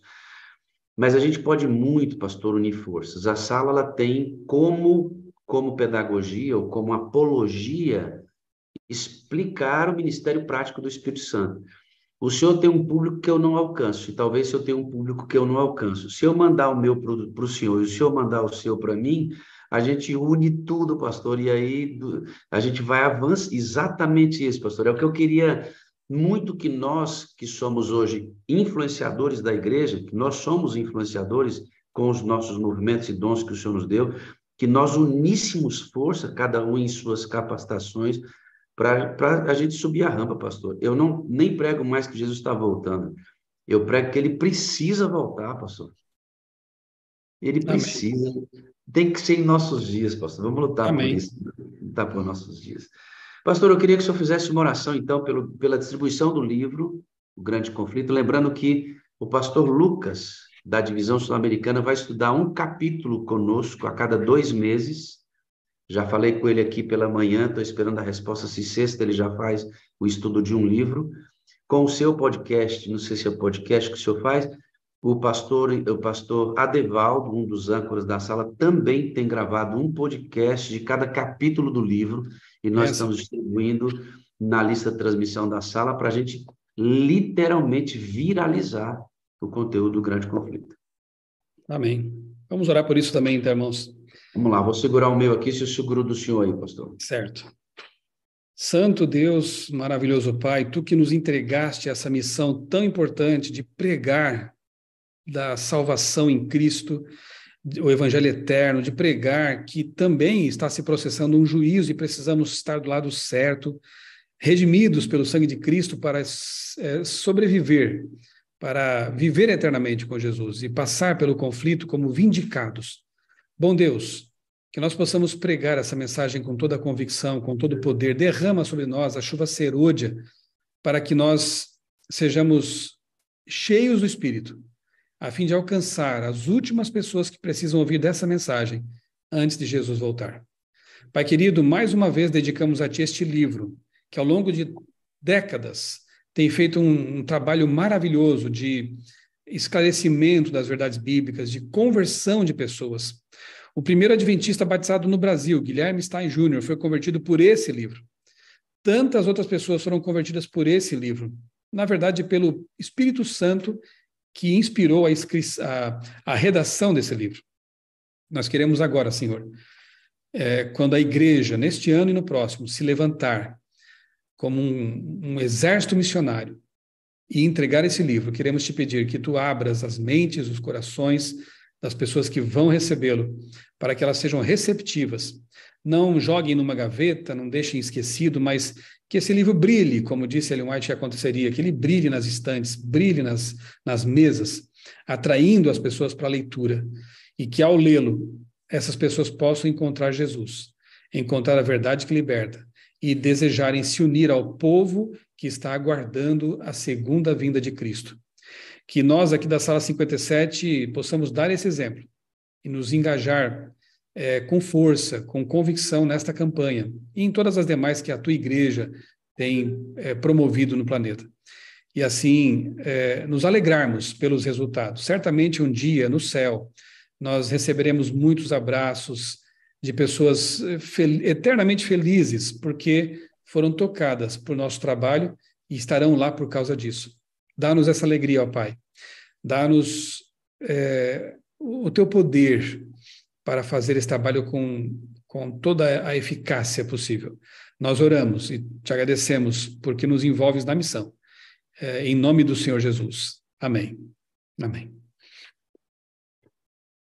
Muito obrigado, meu pastor. Até domingo, com a graça de Deus. Até lá, então. Que bom, irmãos. Batemos um papo aqui. Tudo isso estava previsto na agenda, obviamente, do Espírito de Deus. Vou relembrá-lo de que a sala tem uma metodologia de ensino que busca ressignificar 4 pilares. Eu vou permitir que nós relembremos isso agora.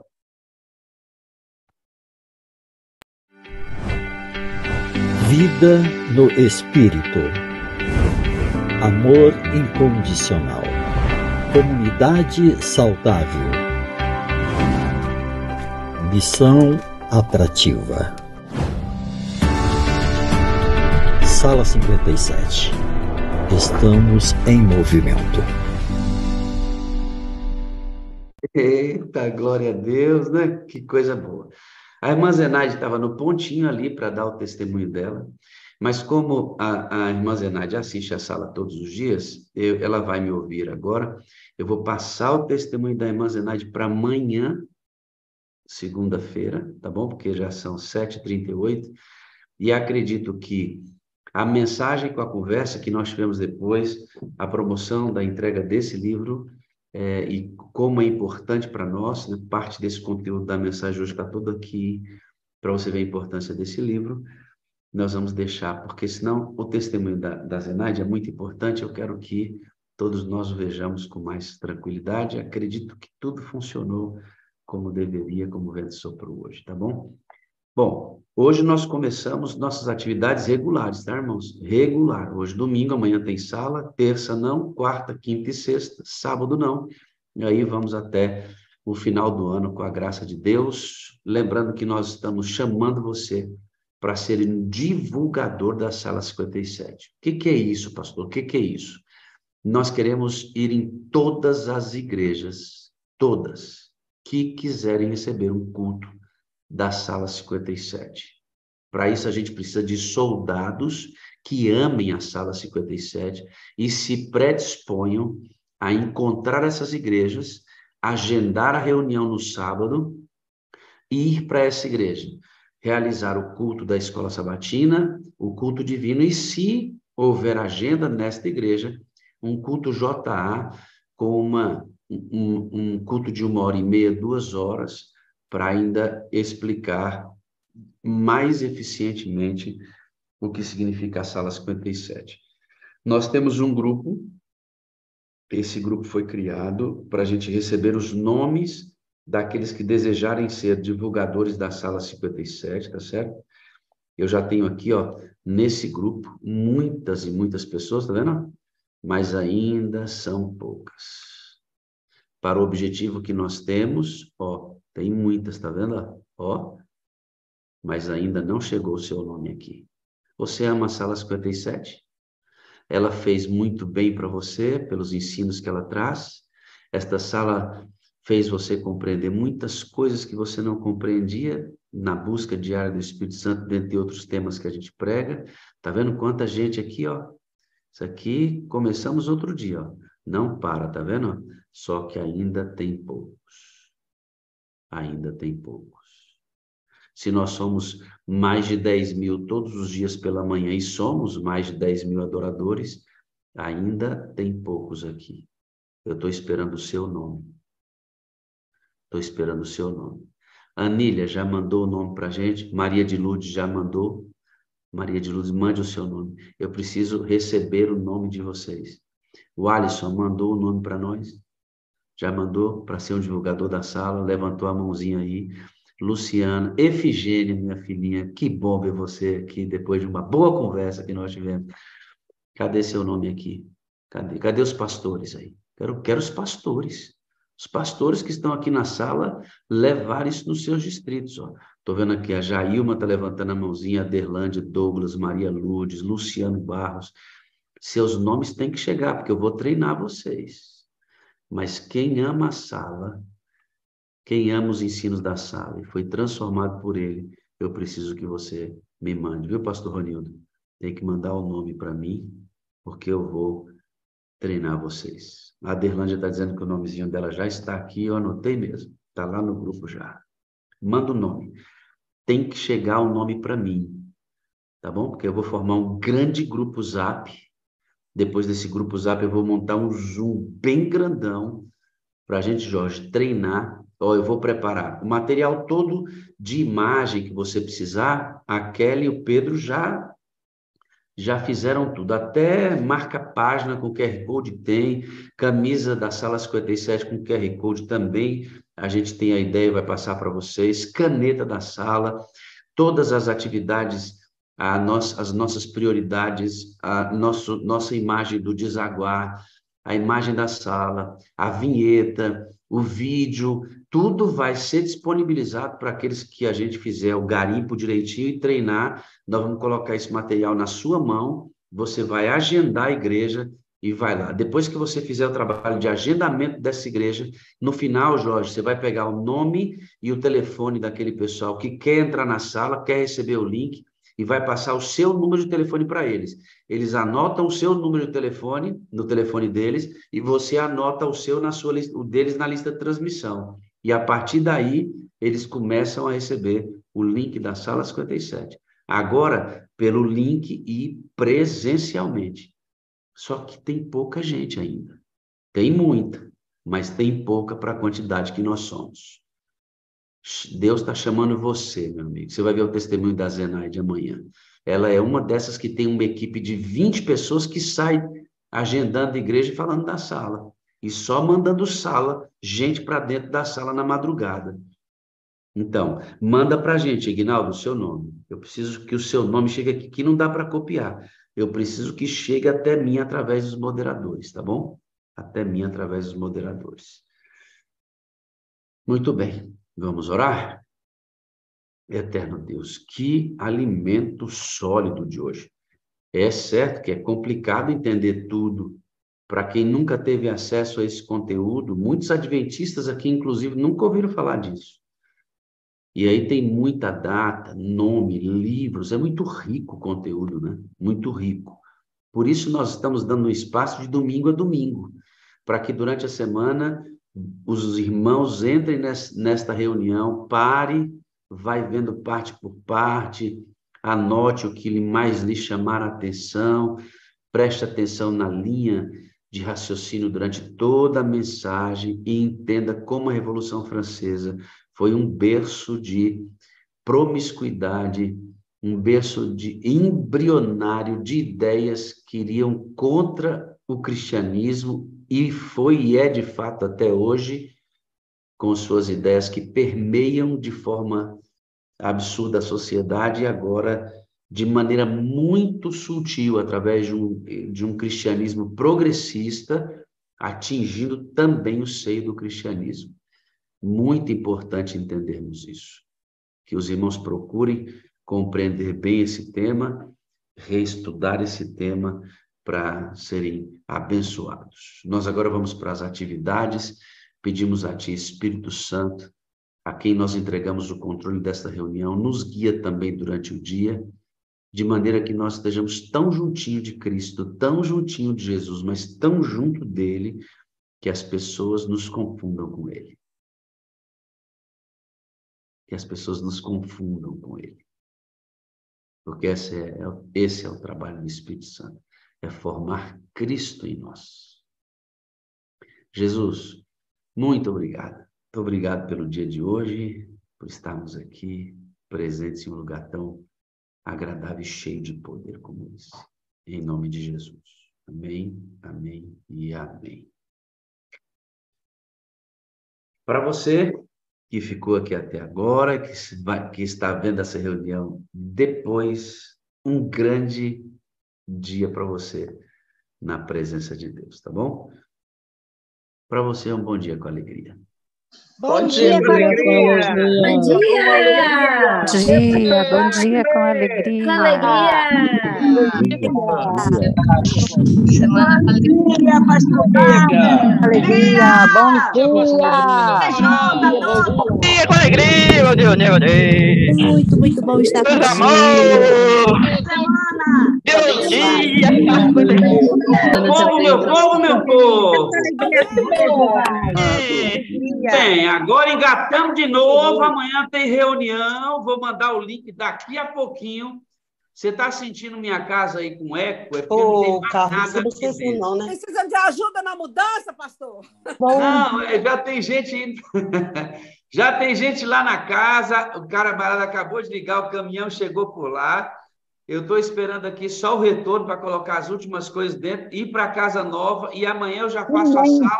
E a casa está vazia, acho que está de eco. Amém, pastor. Amém. Deus seja louvado. Amém. Então, ore por isso, para que a mudança dê tudo certinho. Daqui a pouco a gente manda o link para vocês e vamos avançar, porque Jesus é bom. Pastor, a tua mudança já deu certo, pastor. Já deu. Abraço para todo mundo.